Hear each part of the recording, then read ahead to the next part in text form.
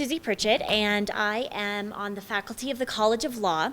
I run a international human rights clinic, which people hear the word clinic and they think of going to the doctor, but at the law school, clinic takes on a new meaning. It's part of our experiential learning program where students get to work on live legal cases as part of their law school curriculum. And my clinic is the International Human Rights Clinic. We have various clinics at the law school. Some handle environmental law, some do family law.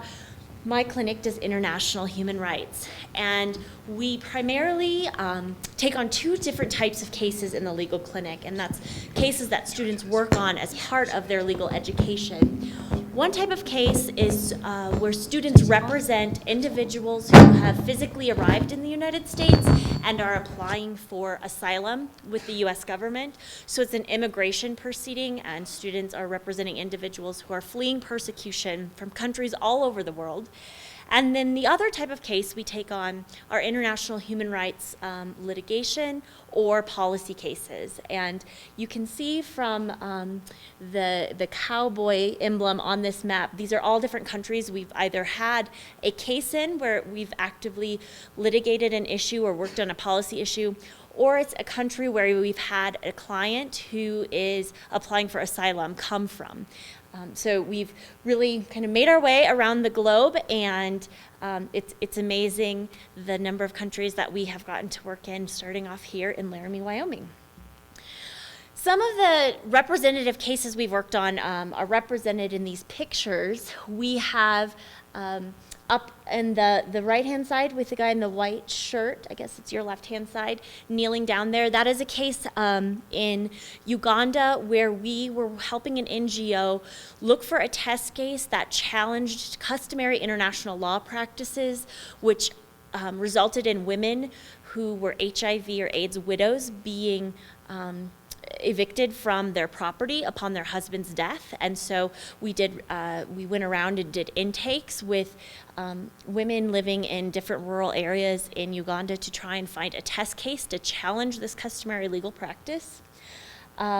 The case on the two far sides of the globe is actually a case from Laikipia in Kenya, where we were helping to represent a tribal group of Samburu individuals in a claim for the right to property, which is very interesting. They had a piece of land that they were asserting was their ancestral homeland, and so we were helping them to litigate that claim. So in Laikipia, but a totally different context than the one you were in. The middle is some Wyoming College of Law students with one of our clients who was a former UW basketball player from the Central African Republic who we helped to win asylum. If any of you have watched the news lately, you'll know that the Central African Republic is undergoing political upheaval, and it was not safe for him to return. And so he's now living and thriving in the United States, and he came back to UW for a basketball game, and the students went to a basketball game with him, which was really great. And then some other cases we worked on, but I want to talk about today is a case that we're currently involved in. It comes to us through an alum of the law school, actually, who Anna's going to talk a little bit more about, but her name is Ide Dijkstal, and she is an international criminal lawyer, but she wanted to partner with the International Human Rights case on this case going on in Tivoli Gardens, which is a neighborhood in Kingston, Jamaica. It's a very poor neighborhood. And the issue of Tivoli Gardens was that there was a community member in that neighborhood by the name of Christopher Koch.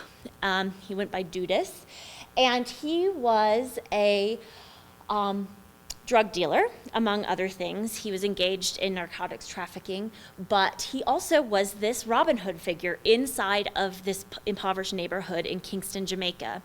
And the people who lived in this neighborhood loved him and really benefited from his illegal activities. He was using the money that he was getting from the illegal drug trade to support schools, build clinics, and was really doing wonderful things in this neighborhood. The U.S. wanted him extradited to face drug charges inside of the United States. And so there was, the U.S. government was forcefully asking the Jamaican government to extradite him. The Jamaican government finally decided to do that, and it went into this neighborhood to try and get him, to extradite him and send him to the United States. And the community rose up against this military incursion, and there was a large clash between Jamaican police and military forces and the actual community members. How many people were killed? 76 people were killed. And only 2 of the government forces. And so there's a real human rights issue here as to whether or not human rights violations were committed, if this was an undue or disproportionate use of force, what is the proper venue for redress for the victims of this impoverished community in Jamaica who lost family members and loved ones. So our human rights clinic sent students, Anna being one of them, to Tivoli Gardens last year, right about this time, to conduct human rights fact-finding and investigation. Some of the material that the students collected through interviews, witness interviews, victim statements, meeting with community organizations, has gone to the Commission of Inquiry that's currently happening in Jamaica to investigate this human rights situation that occurred. The next step is for the commission to make findings to determine whether or not human rights violations occurred. If the commission doesn't satisfy the community in Tivoli Gardens that this is the type of justice they want to see, the Human Rights Clinic and students here at Wyoming have committed to helping the Tivoli Gardens community explore other international venues for redress. And that might look like doing a report to the United Nations. It might mean going to the Inter-American Commission on Human Rights. It might mean trying to file a lawsuit here in the United States under the Alien Tort Statute, which it accounts for human rights violations, but here in a domestic court inside the United States. So we're still involved in this project. We look forward to seeing what happens through the Commission of Inquiry and our continued involvement, but this is just one of the representative cases that we have. So I will turn it over to Anna now to talk about her summer experience. Okay, so my name is Anna Cleveland. I'm a third-year law student over at the College of Law. And sort of the transition is, in working in that case, I interviewed with the lead attorneys for an internship position in the Netherlands, working at the International Criminal Court. And the Jamaica case is one of the 3 primary cases that I worked on, but as Professor Pritchett said, it's still in national proceedings. The Commission of Inquiry has taken several breaks, and so I wasn't very involved in that case over the summer. Just an overview of the ICC, the International Criminal Court. You'll see the green are active investigations, the bright red are closed investigations, and the lighter red are pending investigations. So the International Criminal Court is founded on the Rome Statute, which was enacted in 2002. There are about 123 state parties, but the court itself is located in The Hague. And the way that cases are brought before the court is either the UN Security Council refers a case, the government of the country where an incident happened can refer the case. They can say, we can't handle this on our own, our government is broken, or we can't afford it, or we don't have the, legal representatives, or the prosecutor can, on her own volition, say that there's this situation happening in a country, I'm going to investigate. And this court only has jurisdiction for genocide, crimes against humanity, and war crimes, so just the big 3, really. And so the case that I'm just going to briefly go over is, you'll recognize maybe a few of the faces. So George Clooney, a lot of people know that he married this famous international human rights lawyer. That's Amal Clooney, she's in the center. And then a lot of people recognize Muammar Gaddafi, who's on the right. And sort of the second tier, a lot of people aren't familiar with, but those were the clients that I worked for defending over the summer. So Amal Clooney partnered with my boss to represent Saif al-Islam Gaddafi, who's on the bottom left, which is Muammar Gaddafi's son, one of his sons. And then in the middle, that's Gaddafi and Sanusi, who is our client. And Abdullah al-Sanusi is in the bottom right, the one with his arm crossed second from the right. That's in prison in national proceedings in Libya. So he was caught in Mauritania trying to escape, and was brought to a court in Libya in Tripoli, which is the capital. But as a lot of people know, there's a bit of strife in Libya, and the government actually defected to the eastern side of the state. Tripoli is in the west.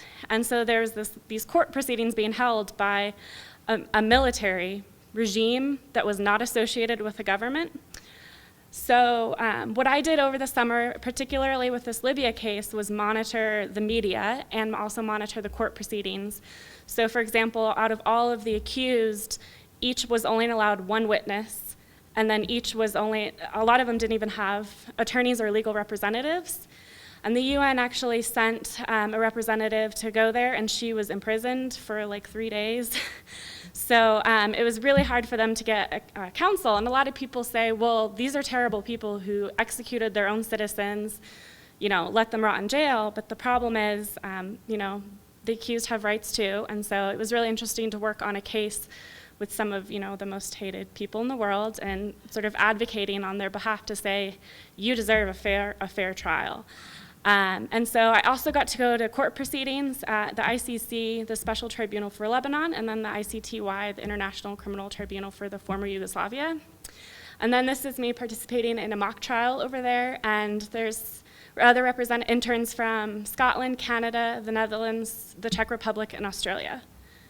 So these are my special thanks, and unfortunately I have a bench trial to go to, but if anyone has any questions about either the summer or the law school or the clinic or anything, I have provided my email at the bottom. So thank you.